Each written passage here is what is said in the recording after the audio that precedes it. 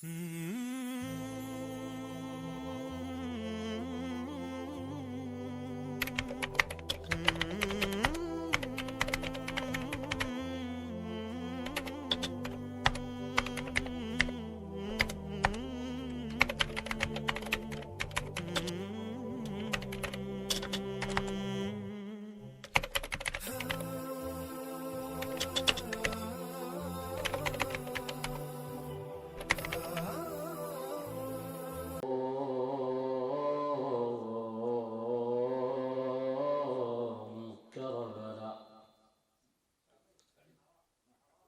خاب من تمسك بكم، وأمن من لجأ إلى حصنكم. يا ليتنا كنا معكم سادتي فنفوز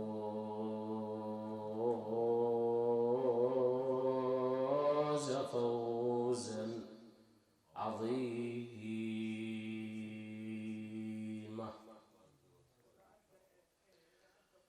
المرء يحسب أنه مأمون،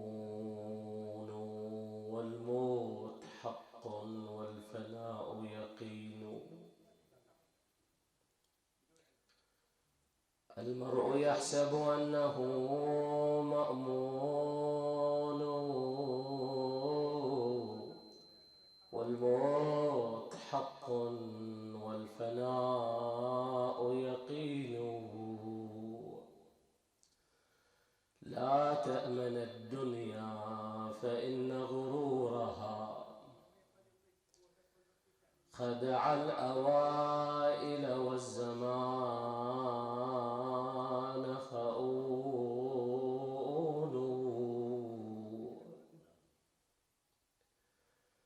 ما مر آن من زمانك لحظة إلا وعمرك بالفناء مرهون.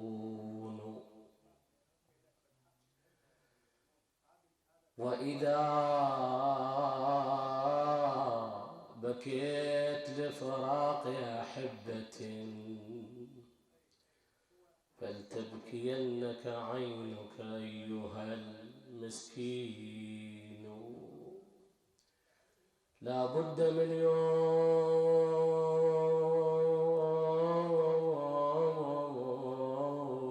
تفارق معشرا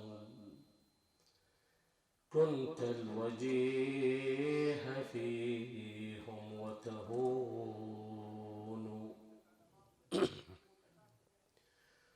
والناس منهم شامت لم يكترث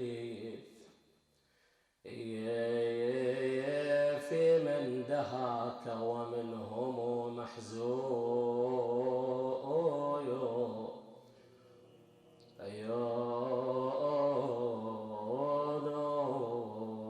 وترى من الهول الذي لأقله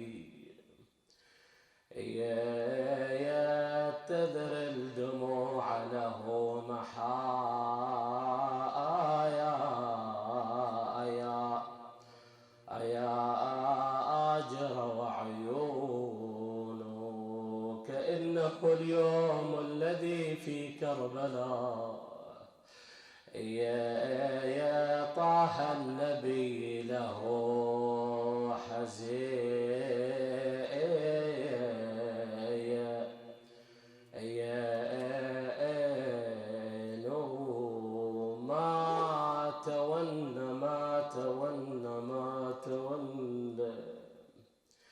ما تولى سر ضعن ودهم، ما تولى وكثير من أهل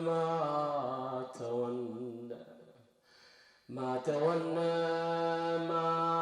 تولى يا حاد الضعن بالله عليك. ما تولى نريد نشوف راعينا ولينا، يا نراد نشوف راعينا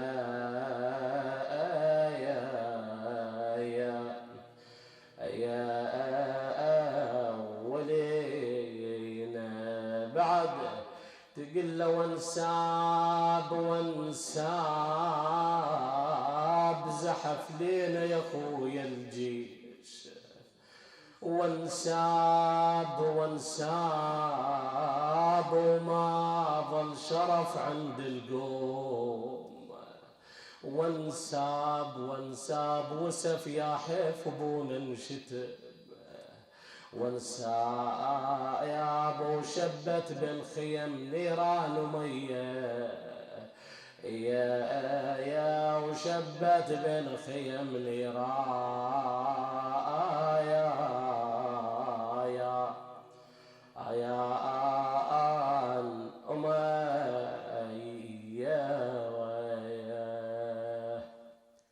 إنا لله وإنا إليه لراجعون.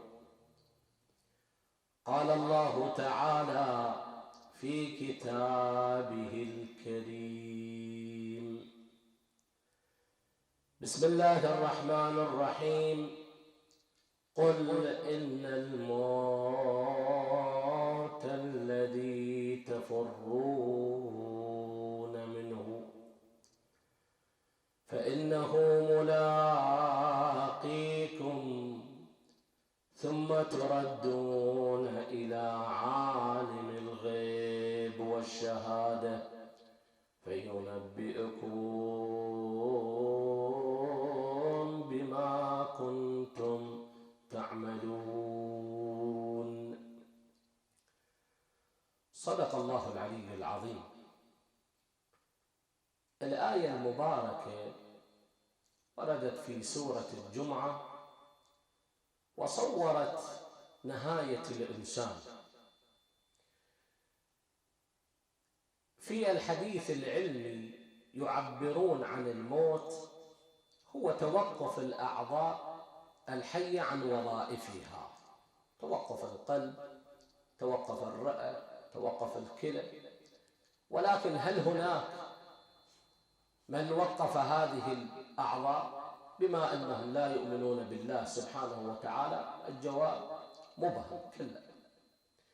ولكن الديانات بمختلف مشاربها يقولون بأنه الموت هو الانتقال من هذه الدنيا إلى الحياة الأبدية، يعني انتقال عالم من العوالم، يعني ولكن هذا العالم الآخر بأنه قوانين بعض الناس تجهل هذه القوانين، نمر عليها إن شاء الله أثناء البحث.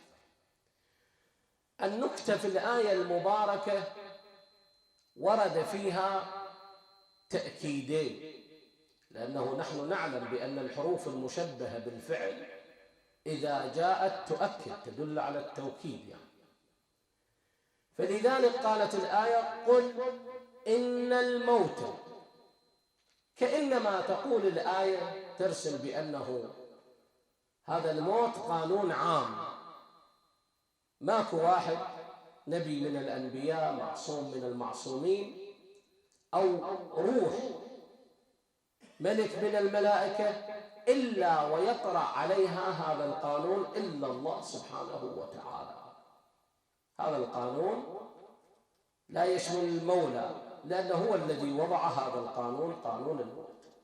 ولكن نتساءل: لماذا يفر الإنسان من الموت؟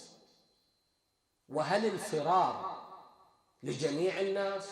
لأنه عندنا كثير بأنه علي بن أبي طالب صلوات الله عليه ورد هكذا: بعد المتي والتي لابن أبي طالب آنس بالموت من الطفل في ثدي أمه. علي بن أبي طالب ما عنده فرد شيء ما يفر من الموت. الإمام الحسين صلوات الله عليه ما أرى الموت إلا سعادة. فإذا مو كل الناس يفرون من الموت، إذن هناك مقدمات للفرار من الموت. خلينا نشوف شنو هاي المقدمات. الرأي الأول يقول الفرار من الموت هو التشبث بالدنيا، وهي مصيبتي، لأنه الناس كأنما ما وراء آخر، تلقاه مشبث، عنده أولاد، عنده بيت، عنده سيارة، عنده محلات، ولذلك تلقاه قد يضيع من وقته في سبيل الدنيا، ولكن ما يعطي شيء للآخرة، مع العلم بأنه الآخرة أولى، بأنه أولى أنا أخليه لها زاد. الآن بالمسألة العرفية لما تريد السافر تقول لأهلك حضروا لي الجنطة مالتي المتاع، تجي يحضروا لك الجنطة مالتك في سفرك، هاي كلها يعني خاصة لما نروح نقرأ مجالس تجي تتفقد الحوائج الموجودة، إيه مخلي لي خاول، مخلي لي فلان شيء، مخلي لي ليش؟ هذا بأنه زاد. ولذلك عيسى صلوات الله عليه، عيسى بن مريم، يقول لها أماه أتريدين أن ترجعين إلى الدنيا؟ قالت بلى. يقول لها ما تصنعين؟ تقول له لأصلي بليل شديد البرودة وأصوم بيوم شديد الحر. ليش؟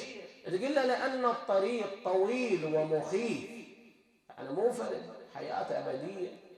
يا دنيا إليك عني أبي تعرفت أم لي تشوقت لا حان حينك هيهات ضر غيري قد طلقتك ثلاث إلى آخر حكمة أمير المؤمنين. أو بحكمة أخرى للشافعي يقول عليك بتقوى الله إن كنت غافلا يأتيك بالأرزاق من حيث لا تدري، فكيف تخاف الفقر والله رازقا ويرزق الطير والحوت في البحر، فمن ظن إن الرزق يأتي بقوة فما أكل العصفور شيء مع النسر.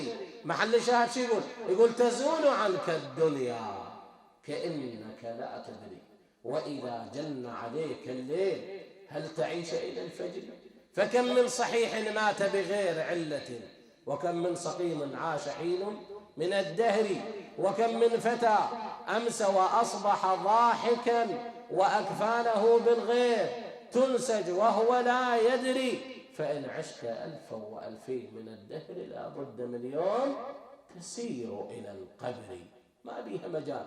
الإمام الرضا صلوات الله عليه يقول هكذا، يقول القبر أما روضة من رياض الجنة وأما حفرة من حفر النيران. فإذا هذا القبر اللي هو أما روضة أو جنة، وين الصنعة؟ الصنعة في الدنيا. من باب الحكمة يقولون فرد يوم من الأيام شاب، هذا الشاب واقف أمام المرآة يركل بشعره، يمشط بشعره، يقول فشاف له شيبة بلحيته، لما شاف شيبة بلحيته يقول نترها بقوة، يعني يقول فتكلمت هذه الشيبة، تكلمت مع الشاب، قالت له لما أنترتني؟ ليش هالقوة هاي هالقسوة؟ قال لها لأنك أفسدتي نشوتي، أنا شاب أريد أطلع أريد كذا زين. قالت لأعلم إن خلفي جيش جرار. أيوه هاي ترى رحمة من رحمة الله، بأنه لحيتك تصير بيضة وشعرك يصير أبيض وإيدك ترتعش وعيونك ما تشوف بين، كل هذا إنذار من الله سبحانه وتعالى. إذن الفرار من الموت هو التشبث بالدنيا. الرأي الثاني يقول الفرار من الموت هو الخوف من العادل الحاكم. الله سبحانه وتعالى لا تخفى عليه خافية، وهناك المحكمة الإلهية ماكو واحد يفلت منها.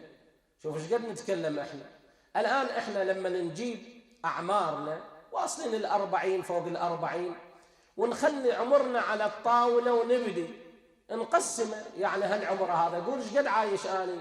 عايش ل50 عام، روح 70 عام، 70 عام 35 نوم 35 يقظة، زين، لأنه أنت تنام بقى 35. هاي 35 طلع منها 5 سنوات غيبة جاي نتكلم. ولذلك اليوم بالمصطلحات الجديدة يقول له أنقد، أنا أريد أنقد فلان، يا به غيبة أنت جاي تستغابة. يقول لا هذا نقد. شنو نقد؟ على أي أساس؟ هذه غيبة مولانا، ما موجود مو. ولذلك القرآن الكريم عبر عن هاي الحقيقة، يحب أحدكم أن يأكل لحم أخيه، شنو؟ لأنه ما موجود، ما موجود، أنت شنو تنقده؟ غيركم موجود. فعلى طيلة مسيرتنا زين، بعد عندك 5 سنوات عمل، 5 سنوات غسل ما غسل، 5 سنوات قاعدة ويا العائلة، ايش عندك من زاد؟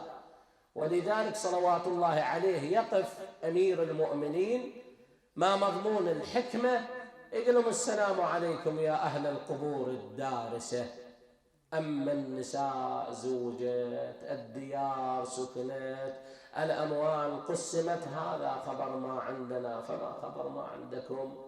زين، يقول له سيدي ومولاي ماذا ترى؟ يقول له والله إني أراهم حلقا لحلقا يتكلمون، ولو إذن لهم لقالوا خير الزاد التقوى، تقوى العمل الصالح وخير زاد هذا إلى الآخر. فإذا المحكمة العادلة الإلهية. ولذلك دعاء كميل الوارد عن أمير المؤمنين صلوات الله عليه دقيق جدا بهذه الفقرات. وكل سيئة أمرت بإثباتها شنو؟ الكرام الكاتبين الذين وكلتهم بحفظ ما يكون مني، بعد وجعلتهم شهودا علي مع جوارحي. اللي أدهى من هذا، وكنت أنت شنو؟ الرقيب منين؟ من ورائهم لما خفي عنهم. عجيب، هم الله موكلهم علي ومخليهم فرد وظيفة خاصة، بعد يخفى عليهم شيء يقولون بأنه خائنة العين ووسوسة القلب، فما تخفى على الله سبحانه وتعالى خافية. ولذلك فاطمة الزهراء روحي لها الفداء كانت تسأل النبي صلى الله عليه وآله ما مضمونه، أنا سامحة من أحد الخطباء تقول له أبه أن أقوم عراة نساء ورجال هكذا، يقول لها بني الأمر أكبر من ذلك، زين شاخصة أبصارهم إلى آخر. فإذا الأمر أكبر من ذلك، مو أمر هين. فإذا الحاكم العادل الرأي الثالث يقولون بأنه عدم معرفة العالم الآخر، عالم الموت وقوانين عالم الموت. ولذلك بأنه فرد واحد يسأل سؤال يقول بأنه إحنا نخاف من الميت لو من الموت. الميت ليش تخاف من عنده؟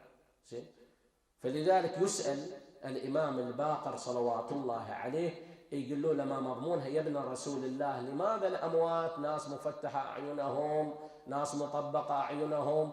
يقول لهم الإمام صلوات الله عليه، يقول لهم إذا نزل ملك الموت وكان الإنسان فاتح عينه ما يمهله أن يطبق عينه، مو وإذا كان ماذا طابق عينه يقول له ما يمهله، فتلقى واحد ميت وفاتح عينه، تلقى واحد ميت وساد عينه. ولذلك احنا عندنا فقهاءنا شو يقولون؟ يقولون يكره تركيل الميت وتقليم أظافره، مو بأنه تخليه على الهيئة اللي مات بيها على مود، بأنه يذهب إلى ذلك العالم ويواجه الله سبحانه وتعالى بالهيئة نفسها ذاتها.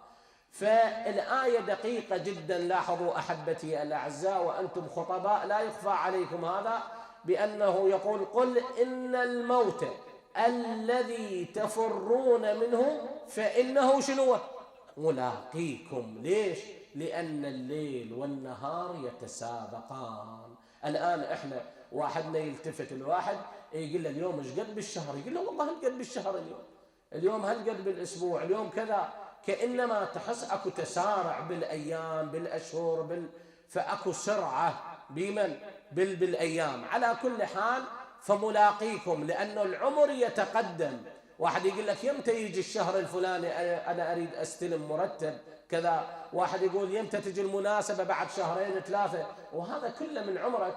ولذلك واحد من علمائنا يقول للسئلة تقول ليش قد عمرك، ذاك راح بعد انفنى ذاك، قل ليش قد باقي من عمرك، مو ولذلك أخواني سئل، يقولون سئلوا أبا ذر رضوان الله عليه، قالوا له يا أبا ذر ما لنا نكره الموت. أبو ذر رضوان الله عليه جوابه كان جواب مال فعلا أولياء من أولياء الله. قال لهم لأنكم عمرتم الدنيا وخربتم الآخرة، فكيف تنتقلون من عمران إلى خراب؟ وهذا المضمون نفسه للقاعد زين العابدين صلوات الله عليه. ترى زين العابدين لما دخل إلى الشام عالج الأنفس الإمام زين العابدين. مو الإمام زين العابدين أول ما صعد على المنبر ما قال لهم أنا أبوي الحسين وأنا مظلوم وعماتي سبايا وكذا، لا، جمعوا الناس بعد التي وصعد الإمام صلوات الله عليه. قال لهم يا أيها الناس أحذركم من الدنيا وما فيها، فإنها دار زوال وانتقال متصرفة بأهلها حال فقد أفنت القرون الماضية والأمم الخالية الذين كانوا أطول منكم أعمارا وأكثر منكم آثارا، أفنتهم أياد الزمان واحتوت عليهم الأفاعي والديدان، أتطمعون بالبقاء من بعدهم؟ هيهات، لا بد من اللحوق به. وكأني بكم، يقول لهم الإمام ما مضمون، وكأني بكم تنتقلون من قصوركم إلى قبوركم فرغين غير مسرورين، تنتظرون صيحة الطامة وحلول يوم القيامة ليجزي الذين أساءوا بما عملوا ولا يظلم ربك أحدا. شنو سووا من بعد ما سمعوا خطبة الإمام؟ أخذوا يضربون على رؤوسهم. ليش؟ صحوة ضمير. الإمام صلوات الله عليه عالج الأنفس، يحتاج إلى معالجة النفس على مود نعرف بأن هذه الدنيا لا محال، بأنها منتهية ونحن منتقلون إلى الله سبحانه وتعالى. وهنيئا لمن كان بيده زاد التقوى، هنيئا للفائز هناك. ولذلك يعبرون يقولون الدنيا سجن مؤمن. إذا وصلت لهذه المرحلة بعد عرفت بأنه، وجرت السنة بأنه إذا مات الميت شو يسوون؟ يقولون يلتمون عليه أولاده بناته، يقولون يهونون عليه سكرات الموت. يقولون الميت إذا مات وإجوا أولاده وبناته هذا يبكي هذا كذا، يقول يهون عليه سكرات الموت. بس بالله عليك شفت لك ميت من الأموات بأنه يرى بنات النار تلتهب ماذا بثيابه؟ هم شفت لك ميت من الأموات بقى 3 أيام على رملاء كربلاء، هم شفت لك ميت يجرد يسلب من ثيابه، أحر قلبي للحسين. ولذلك يقولون الحسين صلوات الله عليه ما جرى في كربلاء حتى على ذول الكافرين هم يتعاملون مع أعدائهم بمعاملة حسنة. بس وبعد شلون تعاملوا وياه؟ وبعد تعاملوا وياه بأنه قتل بعد وبقى 3 أيام على رملاء أو ربضاء كربلاء. بعد ملابسه روحي له الفداء سلبت، بعد طحنت الخيل تلك الضلوع طحناه وهو ينظر إلى عياله، ماكو واحد إجا يمه. الراوي يقول بس زينب صلوات الله عليها عندما وقفت على التل الزينبي تنظر إلى الحسين، وين أبو علي؟ ذولا دايرين عليه من كل جانب. يقول اجت للحسين الشمر يدري بالحسين وزينب روح واحدة بين جسدينها. يقول أول ما وصلت زينب إلى للشمر تقدم إلى الحسين وأخذ يركل بالحسين مرارا وتكرارا. تقول له اوقف يا شمر خليني احكي لك، اوقف يا شمر خليني احكي لك، لا ترفس اخوي حسين كل حيلك، ويلك لو عدل عباس يا ويلك. تقول له لو عباس حي ما حد تدنان بعد تقول له وخر يا شمر عن حسين ابو اليمه، ابن ام وريد اقعد مول يمه، عطشان خي سابح بدمه، ما يقدر يقوم حسين لعياله. وخروا عن زينب اجت قعدت يم ابو علي، منين الشيله مقطع ربا تنظر له. بالله عليك انت ابو علي، صور المنظر انت. اثنت على ركبتيها بالتراب زينب وتنظر الحسين.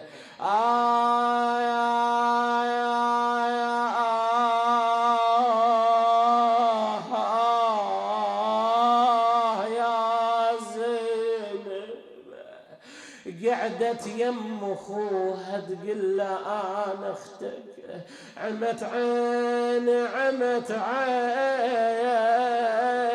ولا فوق الرمل شفتك.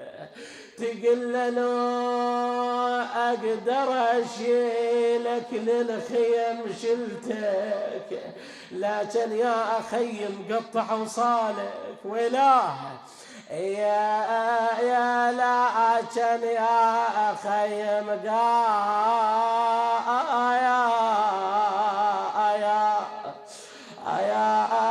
قطع وصالة وياك. أبا الأحرار